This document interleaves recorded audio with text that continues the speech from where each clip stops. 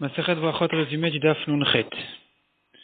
Et moi, commence par faire la différence entre la punition et la malédiction qui s'accomplit ou qui allait s'accomplir en Israël, dans la région de Shomron, avec celle de Bavel. En Israël, quand la région de Shomron était détruite, en réalité, ça donnait profit à ses voisins. C'est devenu des champs, des plantations de vignes. Tandis que Bavel, qui a été détruite, là, ça a amené que les bêtes sauvages qui ont fait souffrir même son voisinage. Rachid, on apprend d'ici, Oïla Racha, malheur au Racha, malheur à ses voisins. La Gemara ensuite dit, celui qui voit 600 000 juifs, il a une bracha spéciale à faire, Baruch Hacham Arazim.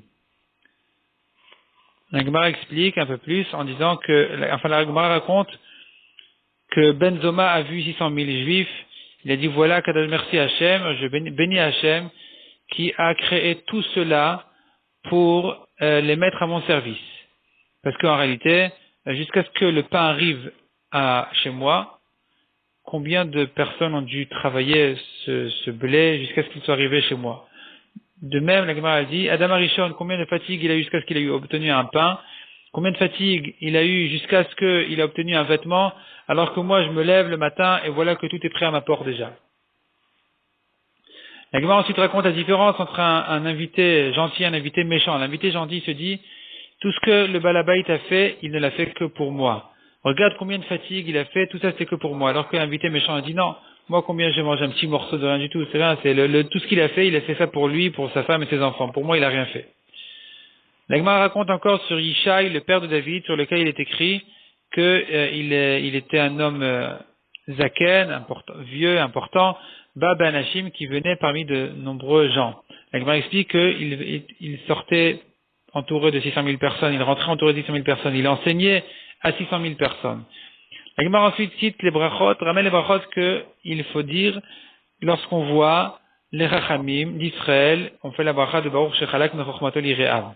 Les rachamim de Goïm, la bracha est un peu différente.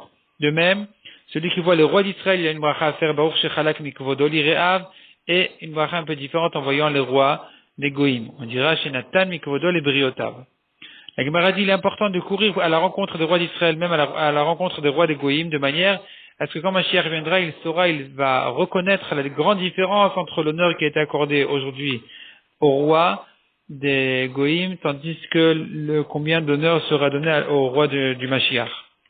La Gemara raconte ensuite une histoire sur Rav Shechet, qui était aveugle et qui était embêté par un tzduki qui lui disait, en sortant à la rencontre d'un roi, qu'est-ce que tu sors toi alors que tu ne vas pas le voir de toute façon? Rav Shechet lui a dit, tu verras que c'est moi qui vais savoir quand il passe, je vais voir les choses, je vais comprendre les choses mieux que toi. Et la Gemara raconte effectivement qu'il y a une première troupe qui est passée en faisant beaucoup de bruit. Le tzduki croyait que c'était le roi, Rav Shechet lui a dit non. Une deuxième pareille, et une troisième qui est passée en silence, et là Rav Shechet lui a dit c'est là le roi qui passe. Et d'où il savait, la Gemara dit que parce que la royauté sur terre comme la royauté céleste, où l'honneur d'Hachem est précédé d'un grand vent, d'un grand bruit, d'un grand feu, mais là, il n'y est pas encore. Hachem passe dans le silence.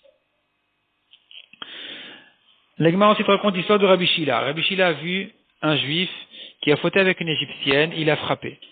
L'autre, il est allé le dénoncer, en disant voilà, celui-là qui n'a pas été autorisé par le roi et qui juge quand même, qui punit quand même. Et alors, il était invité chez le roi lui demandait qu'est-ce que tu as fait? Il a dit voilà, il a fauté avec une ânesse. Et alors il a dit il y a des témoins, et Akadosh Baruch Hu a fait un ânesse, et Léo est venu témoigner. La Gemara raconte toute la fin de toute cette histoire-là. Finalement, c'est terminé que Rabbi Shila a été autorisé de juger, de frapper ce qu'il voulait, et donc il a dû frapper cet homme-là qui a voulu le dénoncer quand il lui a expliqué que les goïms s'appellent des ânes. La Gemara ensuite raconte Rabbi Shila a fait toute une racha sur le pasuk Lecha Hashem Agdula Vagvura Vatiferet etc. À quoi font allusion chacune de ces notions de ce pasuk.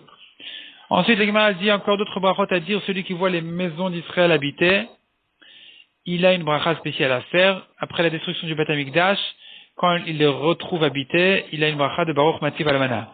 Quand il les voit détruites, il dit Baruch Dayan Haemet. Pour des maisons de Goïm habitées, on dit Bet Geim Isach Hashem, Hashem va détruire les maisons des orgueilleux. Et en les voyant détruites, il dit Hashem, le Dieu des vengeances. La Gemara ensuite raconte l'histoire de Oulay Rav Chizda qui allait en chemin et qui ont vu la maison de Rav Chana Bar Hanilai détruite. Rav Chizda a poussé un grand soupir en voyant cette maison d'un généreux, d'un tzaddik comme Rav Chana. La Gemara décrit combien il était généreux. Sa maison était ouverte tout le temps, de tous les côtés. Ceux qui rentraient affamés, ils sortaient rassasiés.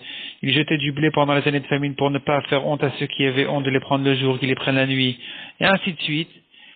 Et voilà qu'elle est détruite. Et la Gemara dit, bon, depuis la destruction du Beth Amikdash, Oula est venu, en entendant Rav Chizda pousser ce soupir, il a voulu le consoler en lui disant, écoute, c'est comme ça, depuis la destruction du Beth Amikdash, les maisons des tzadikim doivent être aussi détruites. Mais finalement, quand Mashiach viendra, elles vont elles aussi être renouvelées, reconstruites. Mais il ne s'est pas consolé jusqu'à ce qu'il ait dû lui dire, écoute, il est suffisant pour le serviteur d'être comme son maître. Si la maison d'Hachem est détruite, qu'est-ce que tu veux de plus pour ses serviteurs? La Gemara ensuite dit, l'halakha, celui qui voit un cimetière juif, quel bracha il a à faire? Un cimetière goy, il a un pasouk à faire adapté à eux. Celui qui voit son ami après 30 jours, qu'il ne l'a pas vu, il dit Shechianu. La bracha de Shechianu. Après 12 mois, il dit Baruch Mechaya Metim.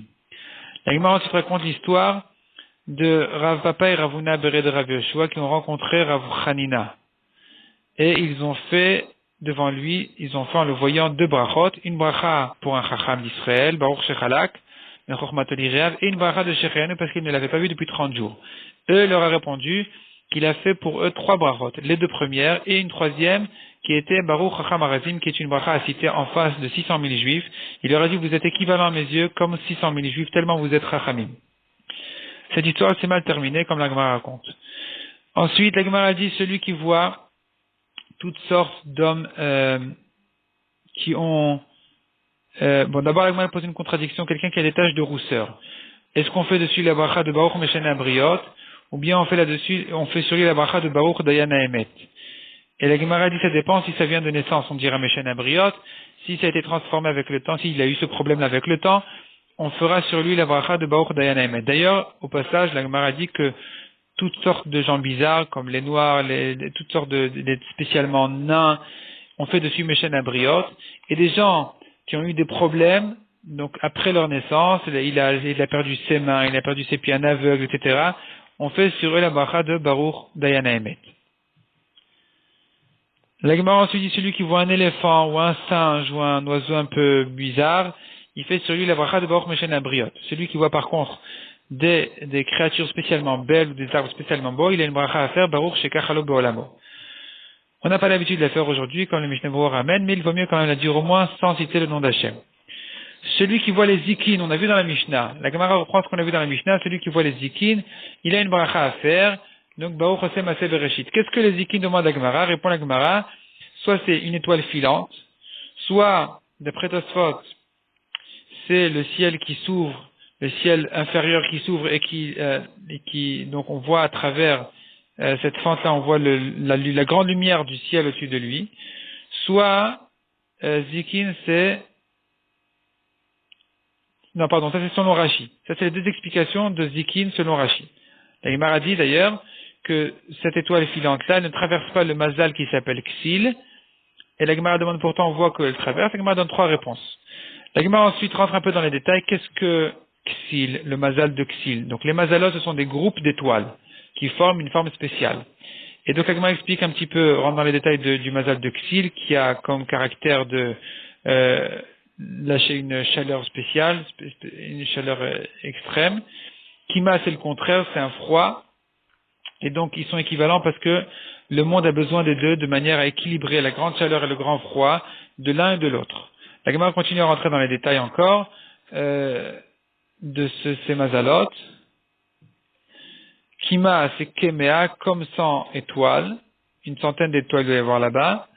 Il y a aussi H qui fait partie, donc la Gemara ramène deux avis. Soit ça fait partie du mazal de l'agneau, donc des étoiles qui forment une forme d'agneau, donc c'est à sa queue. Soit H, c'est déjà le début du mazal suivant, qui est la tête du veau. Et la Gemara renforce celui qui dit que c'est plutôt la queue de l'agneau.